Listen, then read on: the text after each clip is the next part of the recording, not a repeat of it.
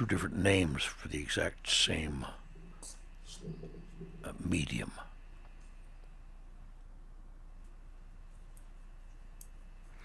And I used that in some form or other from then on. That was in 1947 when I was going to the Brooklyn Museum Art School.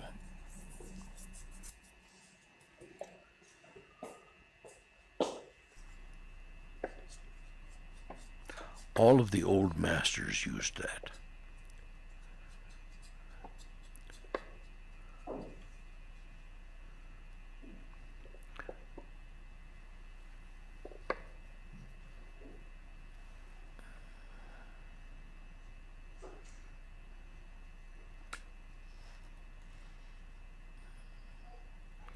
I have used it very successfully in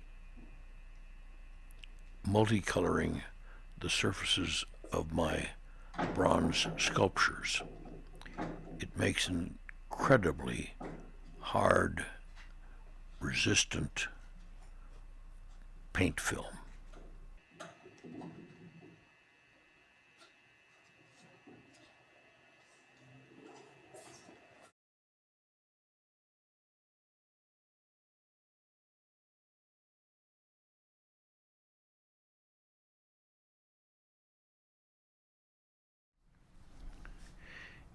Here I brush on retouch varnish before I paint in more detail.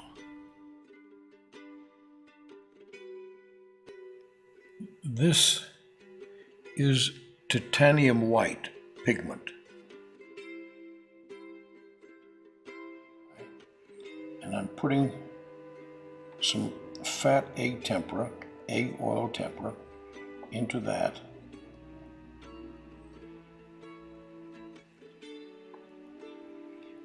I'm doing something which is very daring, because when you paint,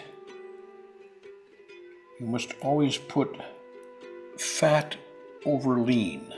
Always fat over lean. But this time I'm putting some lean over fat.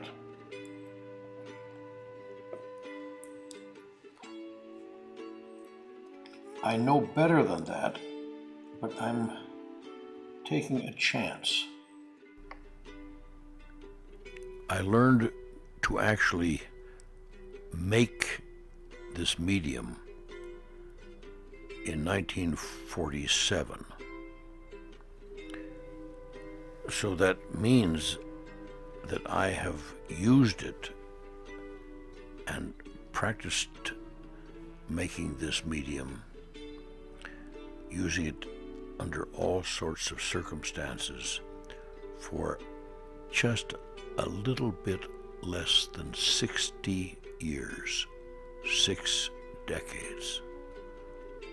So I do have a built-in feel for how this medium works. I love doing this. I love mixing paint, making paint from the ground up.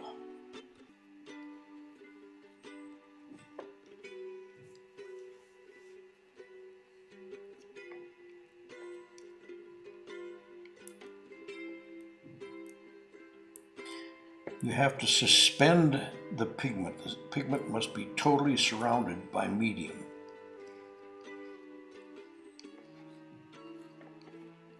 Otherwise it will chalk off.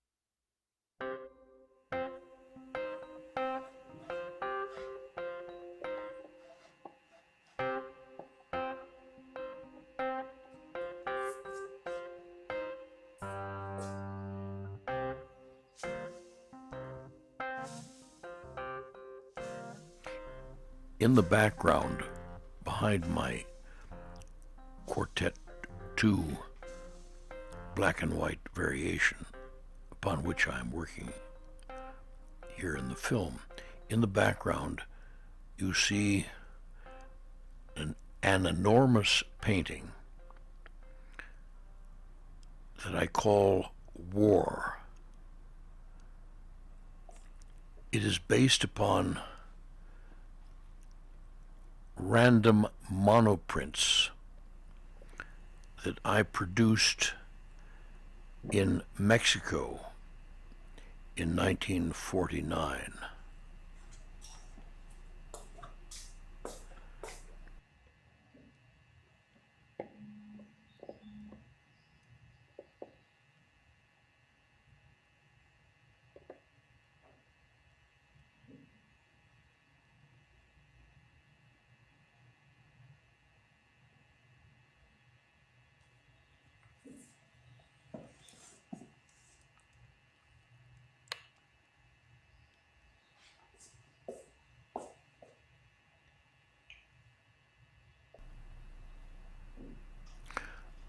The war painting that you continually see in the background is approximately 14 feet high and 49 feet long. It is an enormous, a gigantic development of my random monoprints made in Mexico in August 1949.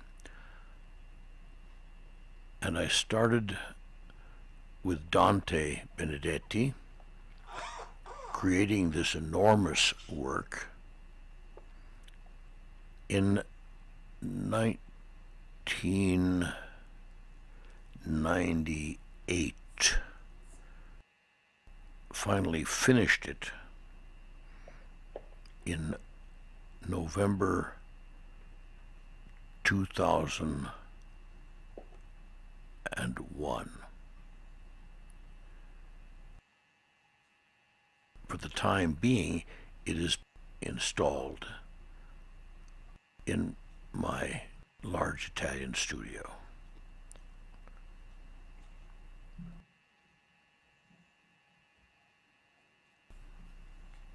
This black and white variation that I'm creating is being done in October of 2005.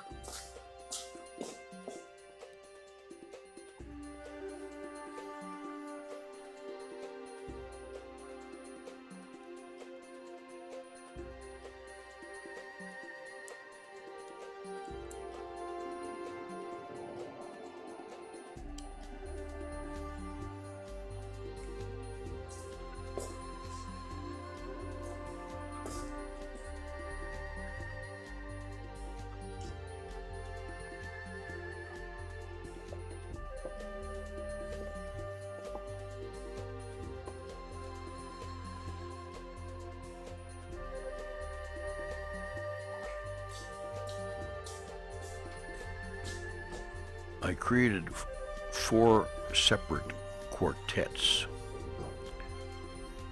in the spring of 2005.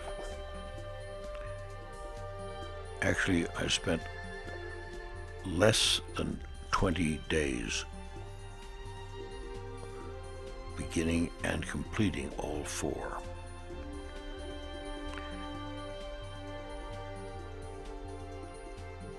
Each one of the quartets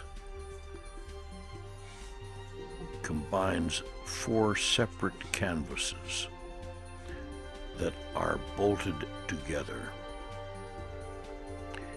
And each one of those canvases is based upon a single random monoprint. So there are 4 separate random monoprints which I created in August 1949 in the heart of Mexico that underlie each of my quartets. I now will show you the 4 random monoprints that are the preparation bed for Quartet 2.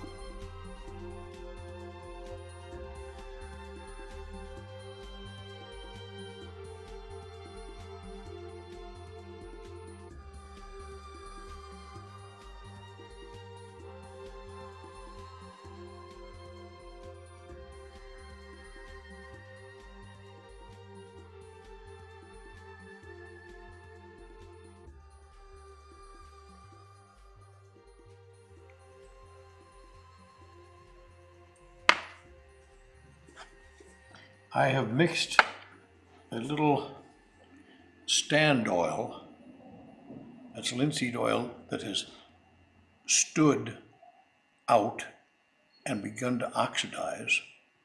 It becomes very viscous, and some Damar varnish and a little bit of turpentine, but gum turpentine from the trees, from the pine trees, in there.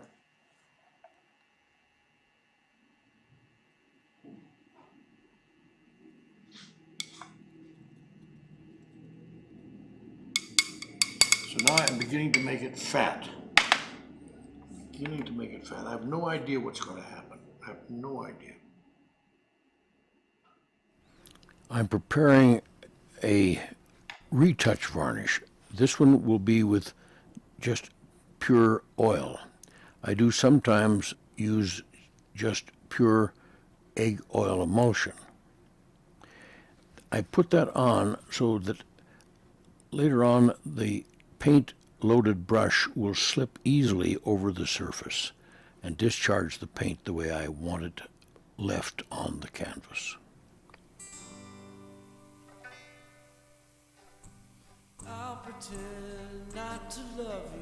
I met my second wife in the Village in New York City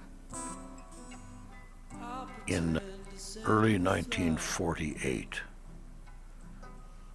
We became lovers and lived together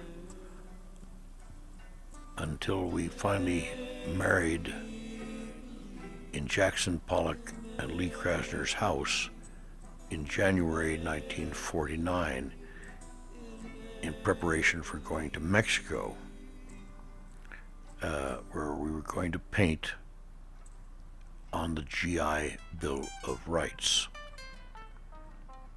I was honorably discharged from the Marine Corps with high points right after the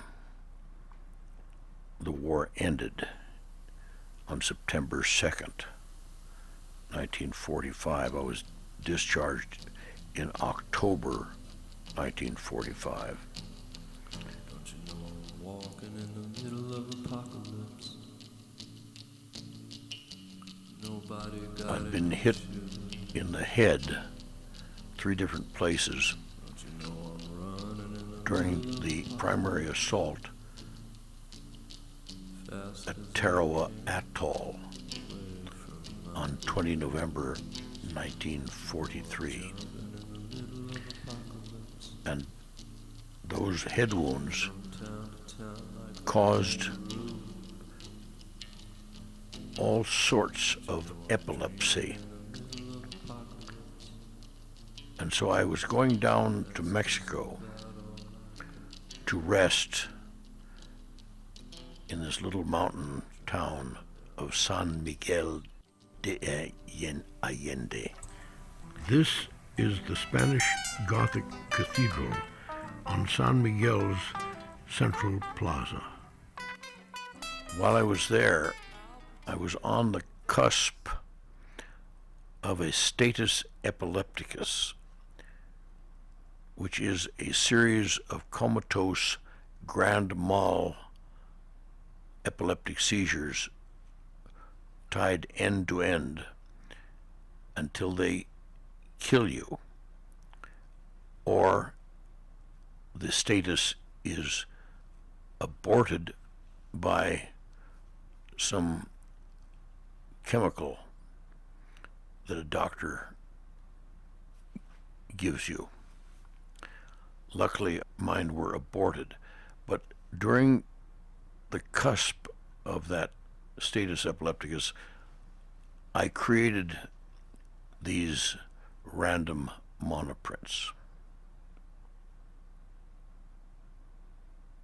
Those random monoprints, I saved them and brought them to New York. And Jackson Pollock and his wife Lee Krasner were mad for them when they saw them, when Grace Hardigan and I showed them